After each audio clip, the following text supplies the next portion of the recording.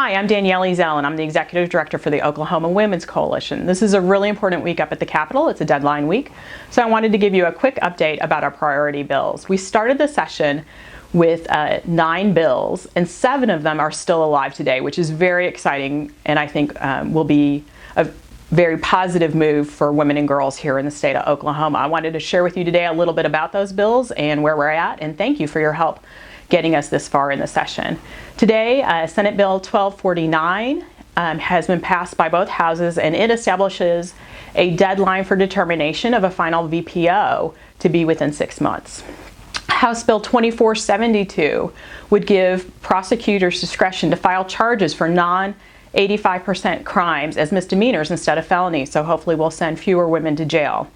House Bill 2479 would reduce the mandatory punishment for subsequent drug offenses. House Bill 2751 is also in the criminal justice reform area, and it would raise the threshold for property crimes to be charged as a felony to $1,000. Today it's only $500. House Bill 2753 would establish a means for broader use of drug courts. Again, all of these bills will help lower Oklahoma's high female incarceration rate. We have the highest incarceration rate of any state in the country, female incarceration rate. Senate Bill 1196 has been in the House and was passed. It's very exciting. It gives minors access to a sexual assault nurse's exam if they've been a victim of sexual assault. Today in Oklahoma, we have very tight parental rights, and unfortunately that's keeping some minors who have been victims away from getting the care that they need after an assault. Lastly, House Bill 2929, which you may have heard of, that is the equal pay bill.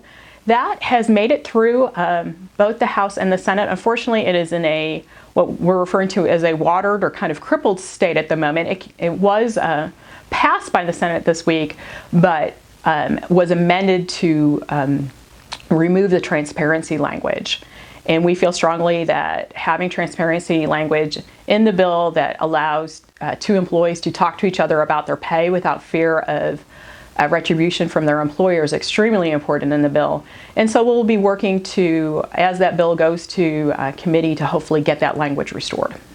So lastly, we have fair chance or ban the box, and that hasn't been on our priority list lately because the governor signed an executive order in February that put it into place for state employees. So going forward, employees for state jobs, when they apply, will not have to, on the initial employment application, be asked or talk about whether or not they've had a criminal conviction. And what we've seen in other states is that this question, when used on an initial employment app, tends to be a barrier of employment for folks. And here in Oklahoma, where 1 in 12 individuals has a felony conviction, we're excited that the governor's recognized that by delaying this question and delaying when a background check is done, hopefully we'll be able to put more people back to work. Thank you to everyone who's helped us have such a successful session at the Capitol. If you'd like to support the coalition and the work that we're doing here in the state, you can visit us at www.okwc.org and donate online. We are a statewide, nonpartisan nonprofit, and we appreciate your support to help us improve the lives of women and girls in Oklahoma.